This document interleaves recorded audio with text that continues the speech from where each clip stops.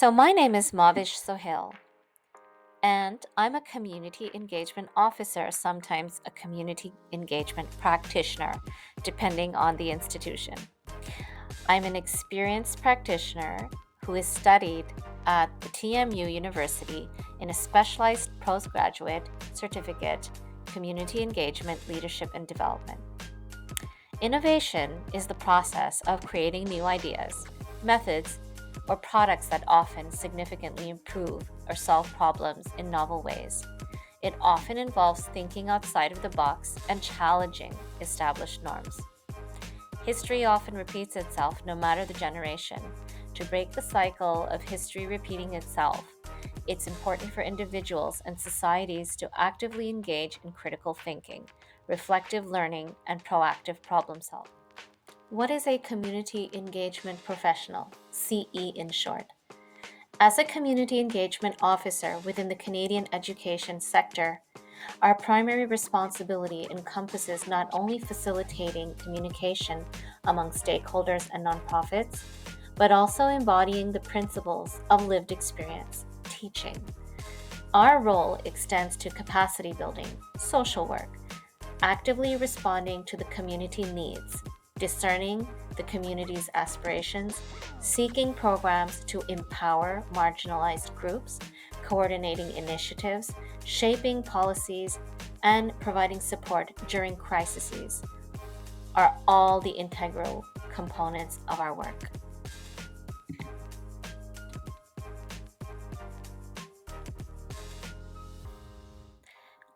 So, I'd like to explain to you some of the academic decisions I made in my education and background.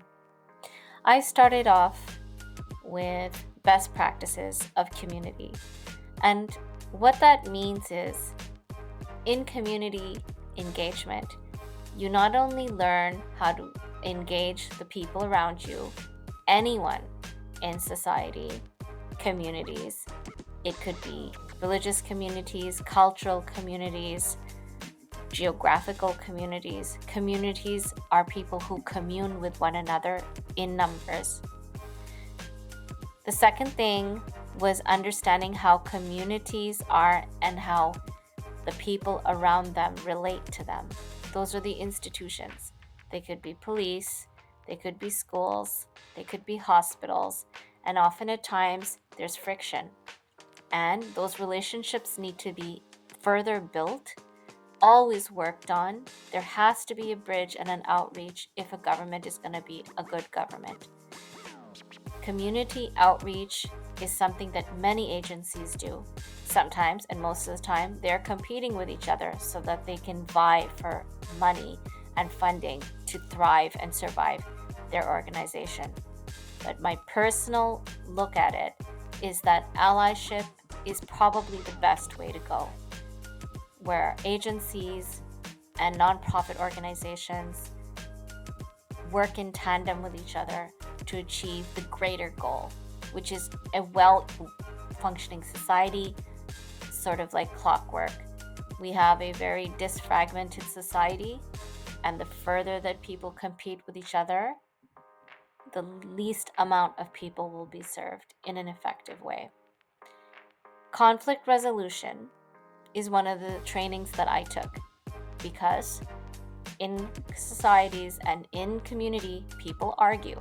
They want to have their expression recognized, and they will be given a chance for that to hear both sides. But you have to come to an agreement in a timely way, often forced towards the middle and the end of the sessions because they might not like what they agree on, and they kind of have to force themselves to come to some sort of stability. And it's a continuum, so they will come to an agreement at that point in time, but in the future they might have to renegotiate the conflict. So it's very important as a community engagement officer to be able to have some understanding of where people are coming from. Further, program planning and evaluation was something that I felt is very, very important to be able to help design so that policy can be changed. Unless you evaluate a particular program and understand let's say it could be a health program on the impacts of diabetes and stress and societal issues that affect the structures, that affect the person and how they live and how they experience work, live, and play. You won't be able to understand that unless you bring groups of people in, unless you interview them, unless you collect data, and unless you have a live session with them, maybe a few sessions. This is what a program is, full of activities to empower them, to try and give them education, to try then help them. For example, it could be nutrition, legal advice, police advice. All different experts can come together and help societies in groups in a controlled, measured way through smart objectives so that they can thrive, they can walk out with some sort of cognitive change. Nothing is perfect, but these programs are needed to help society survive through trauma.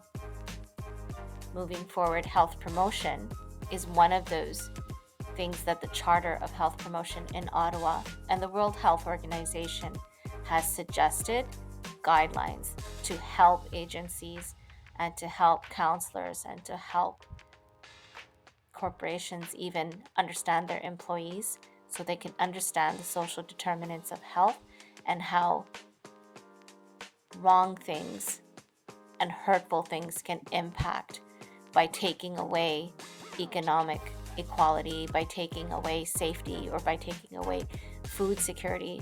These things are going to break the society.